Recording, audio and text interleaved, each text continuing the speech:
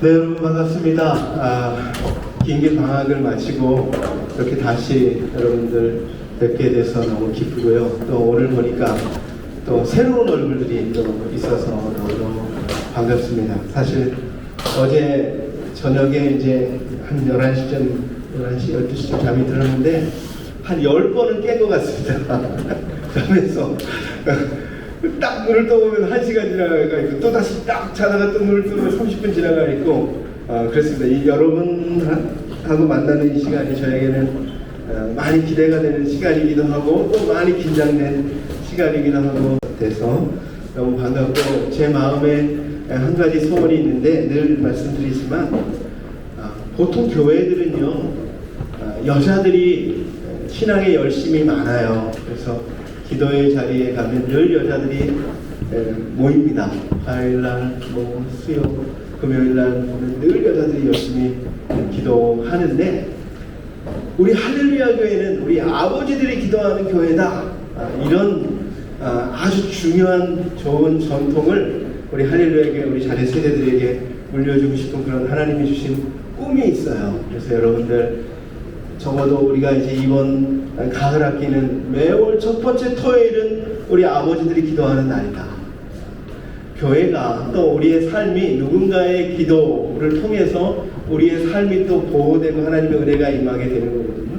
적어도 첫 번째 토요일은 우리 아버지들이 우리가 함께 기도하는 날이다. 그래서 그 아버지들의 기도를 통해서 우리 할렐루야 교회가 또 우리 가정이 하나님의 은혜를 입는 그런 시간이 되면 좋겠습니다. 여러분 정말 잘 나오셨어요? 오늘 하나님 말씀 함께 보겠습니다. 야고보서 5장 13절에서 18절인데 같이 스크린에도 나와 있으니까 우리 같이 야고보서 5장 13절에서 18절 말씀 같이 한 목소리로 읽겠습니다. 너희 중에 고난을 당하는 자가 있느냐? 그는 기도할 것이요. 즐거워하는 자가 있느냐? 그는 찬송할지니라. 너희 중에 병든 자가 있느냐? 그는 교회의 장로를 청할 것이요. 그들은 주의 이름으로 기름을 받으며 그를 위하여 기도할지니라. 믿음의 기도는 병든 자를 구원하리니 주께서 그를 일으키시리라. 혹시 죄를 범하였을지라도 사하심을 받으리라. 그러므로 너희 죄를 서로 고백하며 병이 낫기를 위하여 서로 기도하라. 의인의 간구는 역사하는 힘이 큼이니라. 엘리야는 우리와 사정이 같은 사람이로되 그가 비가 오지 않기를 간절히 기도한즉 3년 6개월 동안 땅에 비가 오지 아니하고 다시 기도하니 하늘이 비를 주고 땅이 열매를 맺었느니라. 아멘. 오늘 이제 아케모 하반기를 시작하면서 서로 기도하라. 기도가 얼마나 중요한 것인지 서로 기도하라 라는 제목으로 여러분과 말씀을 나누기를 원합니다. 제가 오래전에 어떤 선교 잡지에서 읽은 기사인데요. 정말 제 가슴이 막 뛴 그런 이야기가 있습니다. 아프리카의 어떤 산골 마을에 선교사님이 찾아가서 그것에 이제 복음이 전해지게 됐습니다. 근데 놀랍게도 그 마을에 있는 대부분의 사람들이 다 예수를 믿게 된 거예요. 그리고 그 마을 사람들은 선교사님의 가르침에 따라서 기도 생활을 하게 되었는데 이제 마을에서 이제 조금 떨어진 숲속에 각자의 기도처를 만들어 놨어요. 그래서 하루에 2번씩 그 기도처에 가서 기도하는 기도 생활을 마을 사람들이 다 하게 됐다는 거예요. 여러분 시골에서 숲속에 이제 기도처를 만들고 거기를 하루에 2번씩 이렇게 각자 기도처에 가게 되면 무슨 일이 생깁니까? 거기 다니는 길에 다니는 곳이 이제 길이 생기죠. 늘 이제 자꾸 이제 숲에 우거졌지만 그것을 계속 하루에 2번씩 왔다 갔다 하면서 그 길을 밟기 때문에 길이 생겼어요. 그래서 이 사람들은 각자의 기도길을 나의 생명길 이렇게 불렀다는 겁니다. My Life Way, 나의 생명길이라고 불렀어요. 그래서 한 달이 지나고 2달이 지나면 또 무슨 일이 생깁니까? 어떤 사람은 또 계속 열심히 기도를 해서 그 기도길이 생명길이 이렇게 늘 이렇게 정돈이 돼 있지만 또 이제 자꾸 게을러지고 빼먹고 이러면 어떤 일이 벌어집니까? 거기에 막 풀이 막 자라잖아요. 그래서 누가 기도했는지, 누가 기도를 잘 안 하는지를 그 길을 보면 금방 알 수가 있잖아요. 그래서 이제 이 마을 사람들이 그 이제 숲에 이제 풀이 막 나 있는 그 사람의 기도처를 아니까 그 형제에게 찾아가가지고 이렇게 말한다는 거예요. 형제님, 형제님의 생명길에 풀이 많이 자랐어요. 이렇게 알려준다는 거예요. 그래서 이제 같이 기도하자 이렇게 격려를 하는 것이죠. 그런데도 이제 계속 풀이 계속 자라 있으면 몇 사람이 대신 그 기도처에 가서 대신 기도를 해준다는 겁니다. 며칠 동안 기도를 해준 다음에 형제님의 생명길을 우리가 닦아 놓았어요. 주님께서 거기서 기다리고 계시는데 저희가 함께 가드리겠습니다. 이렇게 말하고 그 사람의 기도의 회복을 돕는다는 것입니다. 이게 기사에 났는데 저는 이 기사를 읽으면서 정말 교회도 소그룹도 이런 소그룹이 되면 얼마나 좋을까 그런 생각이 들었습니다. 저희 아케모 모임이 이런 모임이 되면 얼마나 좋을까 그런 생각이 들었습니다. 우리가 이제 기도의 자리인데 혹시 안 보이는 사람이 있으면 연락하고 형제님의 그 기도길에 풀이 많이 자랐습니다. 기도 같이 하러 오자는 걸 청하는 것이죠. 그리고 안 오면 같이 기도해주고 그를 다시 기도의 자리에 회복할 수 있도록 도와주는 일, 이런 것이 우리 할렐루야 교회의 이 아케모 모임, 또 우리가 속하고 있는 이 소그룹의 모임에서 이런 모습이 나타나면 얼마나 참 아름다운 간증들이 나타나겠는가 그런 생각이 들었습니다. 그러면서 우리가 서로 기도하는 것이 너무 중요하다, 이 이야기를 함께 나누기를 원합니다. 우리가 인생길을 사는 동안 우리 앞에 참 크고 작은 많은 일들이 일어나게 되죠. 우리가 원하는 일이든 원하지 않든, 우리가 좋아하는 일이든 또 좋아하지 않는 그런 일도 우리 앞에 나타나게 되고 찾아오게 되는 것이죠. 우리 인생의 온갖 고난에 맞서서 어떻게 기도의 능력을 회복할 수 있고 또 어떻게 그 기도로 이 어려움을 헤쳐나갈 수 있는지 오늘 말씀이 우리들에게 가르쳐 주고 있다라고 하는 것입니다. 그 첫 번째로는 공동체 소그룹에 반드시 속해야 된다라고 하는 것. 우리가 기도 생활을 같이 하기 위해서는 반드시 이런 소그룹 안에 속해 있어야 함께 기도할 수 있고 함께 신앙이 성장할 수 있고 함께 또 이 어려움을 헤쳐나갈 수 있다라고 하는 겁니다. 우리가 살아가는 이 세대를 어떤 사람은 me generation, 자기중심 세대다 이렇게 이야기를 하게 됩니다. 요즘 아이들은 한 명이 태어나기도 하고 자녀들 낳고 그러니까 늘 자기가 중심, 자기가 원하는 대로 자기가 하고 싶은 대로 부모님들이 허용을 하기 때문에 자기가 중요하게 돼 있어요. 그래서 이런 모습은 교회에도 영향을 미칩니다. 특히 우리 교회 같은 영교회에는 이런 사람들이 많이 있습니다. 그래서 등록도 하지 않고 교회를 다니는 사람들이 많아요. 적어도 10% 이상이 우리 교회 출석하는 성도들이 10% 이상이 등록 없이 다니는 사람들인 것 같습니다. 소그룹에 속하지 않은 사람들은 더 많습니다. 그냥 부인 아내 치마 잘 잡고 그냥 교회에 왔다 갔다 하는 사람들 굉장히 많이 있습니다. 제가 새가족을 한 7년 동안 담당했었는데 거기에는 5년 동안 우리 교회에 나왔어요. 근데 등록 안 하고 나왔다가 5년 만에 등록하는 사람도 봤습니다. 그러니까 교회에 나오지만 전혀 등록도 안 하고 소그룹에 속하지도 않고 자기 편한 대로 신앙생활을 하는 사람들이 많이 있다라고 하는 것이죠. 이런 사람들은 편한 게 무슨 있죠. 자기가 교회 오든 안 오든 잔소리하는 사람 없고 왜 왔냐 왜 안 왔냐 무슨 일이냐 이런 소리 안 하니까 사람들에게 간섭받지 않고 편안하게 내가 교회 생활할 수 있으니까 그런 신앙생활을 선택하는 것일 수 있습니다. 그러나 이런 신앙생활에 문제가 있다는 거예요. 첫 번째로는 내가 등록을 안 한 신앙생활은요, 이 내 교회가 아닌 거예요. 내가 언제든지 마음이 안 맞으면 떠날 수 있기 때문에 뿌리를 내리지 않은 그런 신앙생활을 하기 때문에 신앙이 결코 그 교회에서 자랄 수가 없다라고 하는 것이죠. 영적 성장이 그 교회에서 없어요. 제가 아는 어떤 우리 교회에 지금 안수 집사님으로 대하신 분은 아내 간청에 따라서 한 몇 년을 교회에 와서 기둥 뒤에 숨어가지고 잠으셨대요. 그러니까 아내가 나 운전 못하는 거 알잖아. 나 교회까지만 태워다 줘.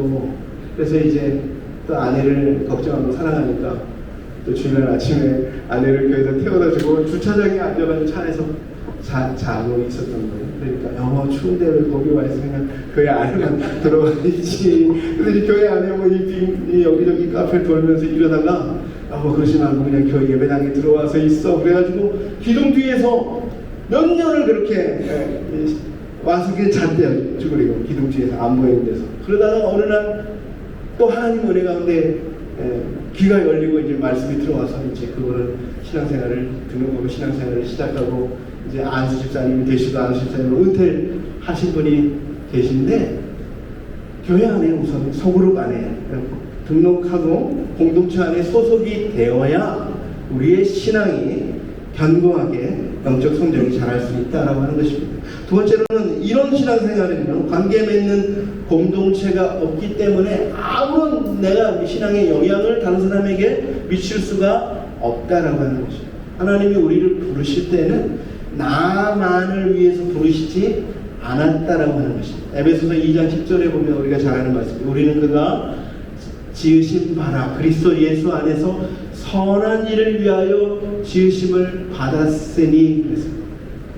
우리가 하나님 나라의 선한 일을 위해서 우리가 지으심을 받았고, 그리고 그것은 다른 사람에게 믿음의 선한 영향력을 미치도록 우리가 하나님께서 우리를 부르셨는데, 이런 아무런 소속이 없는 사람은 다른 성도들에게 아무런 신앙의 영향을 끼칠 수가 없다라고 하는 것이죠. 그리고 자신의 위기의 상황에 영적으로 도움을 받을 수가 없다라고 하는 것입니다. 우리 인생에 많은 어려움이 있는데 어떤 것은 내 혼자 헤쳐나가기 어려운 문제들이 있죠. 그럴 때는 신앙의 우리 형제들, 신앙의 믿음의 공동체들이 필요한 그들의 기도와 그들의 응원과 그들의 협력을 통해서 우리가 이 문제를 해결해 나아가는 것인데, 그런 공동체에 소속이 안 돼 있으면 이런 위기의 상황에 아무런 도움을 받지 못한다라고 하는 것입니다. 오늘 본문에도 고난의 상황이 있습니다. 첫 번째로는 질병의 고난을 만났을 때에 교회의 장로들에게 청하라 그랬습니다. 여기 교회 장로는 오늘날의 교회의 장로님일 수도 있고, 좀 더 넓게 해석하면 교회의 리더들이에요.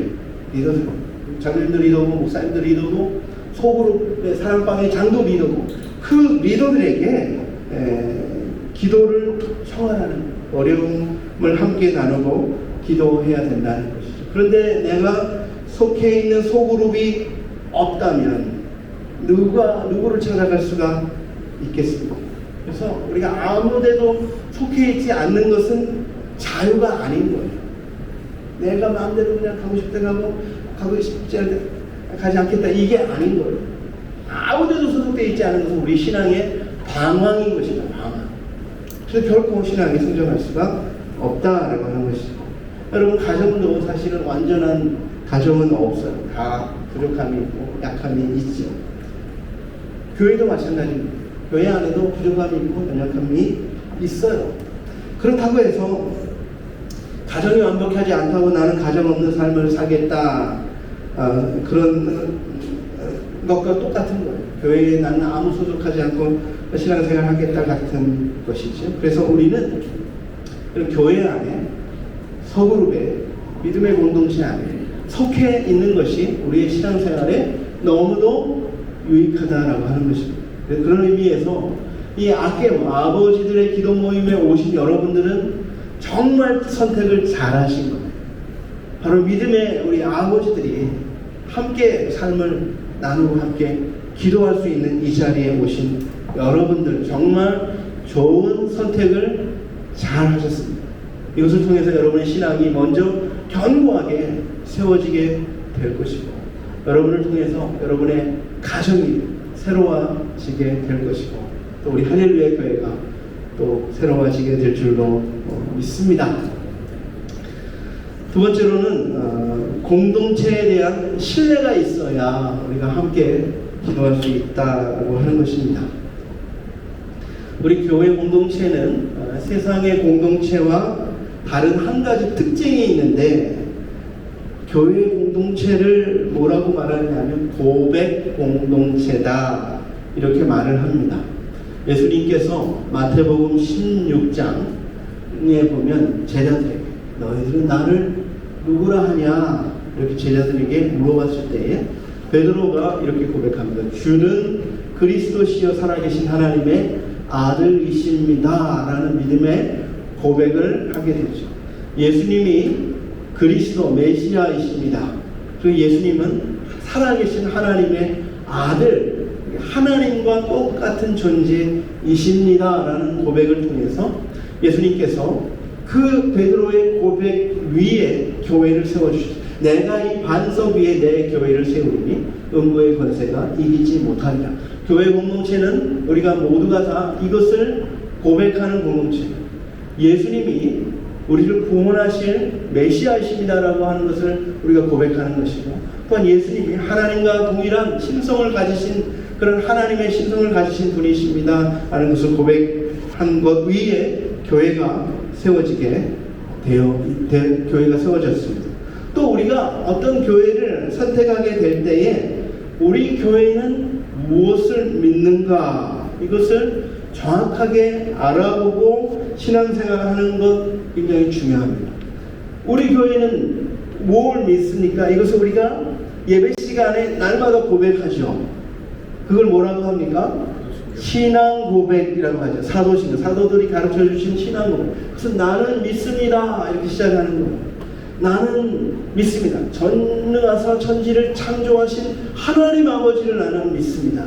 그의 외아들 예수 그리스도를 믿습니다. 그분은 동정녀 마리아의 몸에 태어나서 빌라도에게 고난을 받으시고 십자가에서 죽으셨지만 죽은 지 사흘 만에 부활하셔서 하늘에 승천하신 것을 믿습니다. 그리고 하나님의 때에 이 세상을 산자와 죽은 자를 심판하러 오실 것을 믿습니다.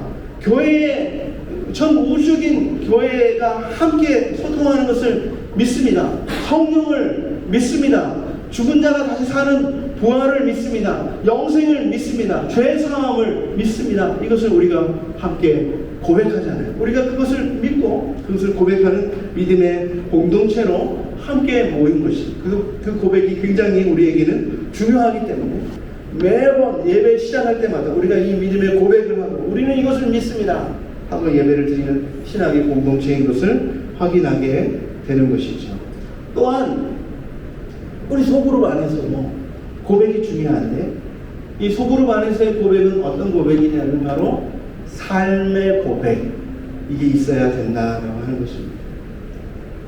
우리가 이제 사랑방 모임도 그렇고요, 그런 소그룹에 가서 이야기를 나눠보면 문제없는 가정이 없어요. 다 문제가 있더라고요. 이거는 뭐 의사고, 뭐 아들도 의사고, 뭐 재정적으로도 넉넉하고 그래서 아무런 문제가 없겠지 하고 가서 그 가정에 가서 이야기를 들어보면 이 집에는 이런 문제가 있네. 문제없는 가정이 없어요. 모든 가정이 다 각자의 어려움과 문제가 있습니다. 남편의 문제가 있고, 자녀의 문제가 있고, 부모의 문제가 있고, 여러 가지 어려움들이 다 있어요. 그런데 이 소그룹은 바로 삶의 고백을 나누는 그런 자리가 되어야 된다. 우리가 이제 지난 2월 달에 사랑방 캠페인을 하면서 설문조사를 했거든요. 설문조사를 하면서 사랑방에 참여 안 하시는 분들이 있어요. 다른 사랑방에 참여 안 합니다라고 표시한 사람이 있고, 그 이유를 이제 또 적으라고 이렇게 해놨는데, 거기에 그 중에 사랑방에 참여 안 하는 이유 가운데 하나가 뭐냐 하면, 사랑방에서 너무 자랑만 한다는 거예요. 자랑만, 아들 자랑, 남편 자랑. 그것 때문에 사랑방에 나가기 싫다. 그런 사람이 있었습니다. 여러분, 사랑방은 물론 뭐 잘된 일 우리가 함께 기뻐하지만, 그러나 나의 부족하고 연약하고 우리 가정의 부끄러운 그런 어려움조차도, 우리의 삶의 실패와 허물까지도 진지하게 내어놓고 함께 기도할 때 그 안에서 치유가 일어나고 회복이 일어나는 것입니다. 우리 삶의 상처를 자꾸 덮으면 해결이 안 되는 것이죠. 그러나 그것을 드러낼 때 바로 치유가 시작이 되는 것입니다. 우리가 주일 예배를 통해서, 예배의 대그룹의 대축제를 통해서도 하나님의 은혜가 임하고 그 안에서 치유가 일어납니다. 하나님의 말씀이 우리 속에 임하게 될 때에 그곳에 새로운 치유가 일어나게 됩니다. 그러나 정말 우리의 소그룹을 통해서 우리의 삶의 자신의 실패와 아픔을 드러내는 자리에 그것에 성령의 기름 부으심이 임하고 치유가 일어나게 된다라고 하는 것이죠. 그런데 이런 고백이 이루어지기 위해서는 반드시 전제 조건이 있어요. 그게 무엇이냐 하면 바로 서로에 대한 신뢰가 있어야 됩니다. 서로에 대한 신뢰가 없으면 결코 내 속에 있는 것을 내어놓을 수가 없죠. 내가 어떤 이야기를 해도, 나의 어떤 슬픔, 나의 어떤 실패, 나의 어떤 부끄러움을 나눈다 해도 나를 비난하거나 나를 비웃지 않고 나와 함께 같이 아파하고 나를 위해 기도해 줄 것이라는 믿음이 있을 때 내 속에 있는 아픔도 부끄러움도 함께 내어놓고 나눌 수가 있다라고 하는 것입니다. 그래서 저는 이 아케모에 오신 여러분들의 이 소그룹이 이제 나눠지게 되잖아요. 그래서 오늘 말씀 끝나면 다 함께 소그룹이 같이 나누고 기도하는 시간이 있는데, 그 시간에 그 공동체가 이런 정말 삶의 고백을 나누는, 나의 부끄러움도 연약함도 함께 나누고 우리가 같이 기도할 수 있는 그런 귀한 믿음의 공동체, 가족 같은 이런 공동체, 상호 신뢰가 있는 공동체, 그런 기도의 모임이 되기를 소망합니다. 마지막으로는 믿음의 기도를 통한 치유를 우리가 믿어야 됩니다. 그래야 그곳에서 기도의 능력이 나타나게 됩니다. 믿음의 기도는 병든 자를 구원한다, 이렇게 약속하고 있는데, 이 병든 자를 구원한다는 얘기는 몸에 병든 것만을 이야기하는 것 같지는 않습니다. 왜냐하면 여기에 이렇게 나오고 15절에 믿음의 기도는 병든 자를 구원하리니 주께서 그를 일으키시리라. 그 다음에 어떤 얘기가 나오면 혹시 죄를 범하였을지라도 사하심을 받으리라 그랬어요. 그리고 그러므로 너희는 죄를 서로 고백하며 병낫기를 위하여 서로 기도하라. 이 말씀 속에는 우리의 몸의 질병을 가지고, 몸의 질병이 생겼을 때 서로 우리가 교회 장로들과 함께, 교회 리더들과 함께 기도하는 것, 그것뿐만 아니라 우리의 영적인 부분에 어려움과 고난이 있을 때에 그것을 함께 기도할 때에 하나님께서 그 사람을 반드시 일으켜 세워주셔서 하나님의 일꾼으로 세워주신다는 약속이 오늘 이 말씀 속에 들어있다라고 하는 것입니다. 딕 이스트만이라는 분이 기도에 대해서 이렇게 정의를 했습니다. 기도는 유한한 인간이 무한하신 하나님과 연결되는 행위다. 그랬어요. 우리는 유한합니다. 그래서 우리가 할 수 없는 일들이 너무 많아요. 그러나 하나님은 무한하신 분. 하나님에게는 불가능한 일이 없어요. 우리에게는 너무나도 큰 일이지만 하나님에게는 결코 큰 일이 아니에요. 그래서 우리가 기도하면 유한한 인간이 무한하신 하나님의 능력과 연결되는 그 사건이, 행위가 기도인 것이죠. 그래서 인간이 기도하지만 하나님이 응답하신다라고 하는 것입니다. 고난의 상황은 변화된다. 그리고 설명할 수 없는 기적이 일어난다. 그것이 바로 기도이다라고 딕 이스트만은 정의를 내리고 있습니다. 오늘 우리가 마찬가지입니다. 우리의 삶에 우리의 유한한 인간이 우리가 해결할 수 없는 많은 어려움들이 있지요. 그러나 우리가 그것을 가지고 하나님께 가져가면 이것은 이제 내 문제가 아니라 하나님의 문제가 되는 것이고, 무한하신 하나님께서 이 모든 상황 속에 개입하게 될 때에 모든 고난이 놀라운 하나님의 기적의 능력으로 바뀌어지게 된다라고 하는 것입니다. 우리가 하나님을 믿는다고 고백하는 순간 하나님은 참으로 우리를 인해서 기뻐하십니다. 우리를 의롭다 하십니다. 그리고 믿음으로 의인된 우리의 기도에 하나님께서는 신실하게 응답하세요. 우리를 그 고난에서 구원해 주십니다. 그리고 그것은 몸의 연약함뿐 아니라 우리의 삶의 모든 연약함, 영적인 연약함에서도 우리가 함께 기도함을 통해서 우리를 견고하게 신앙의 일꾼으로 세워지게 되는 것입니다. 그래서 저와 여러분이 이 악기분을 시작합니다. 오늘 우리가 이 아버지들의 기도 모임을 통해서 우리의 삶을 나누고 어려움을 나누고 기도함으로 우리의 연약함이 치유되어질 뿐, 우리 가정의 문제가 치유되어질 뿐만 아니라 내가 믿음의 일꾼으로, 믿음의 영적인 가장으로 굳건하게 세워지는 그런 복된 그런 아침을 깨우는 아버지들의 기도의 모임이 되기를 주님의 이름으로 축원드립니다. 자, 우리 찬양 한 곡 하고 함께 기도의 자리로 나아가도록 하겠습니다. 우리 함께 기도해. 찬양하고 우리 함께 통성으로 기도하는 시간을 갖겠습니다.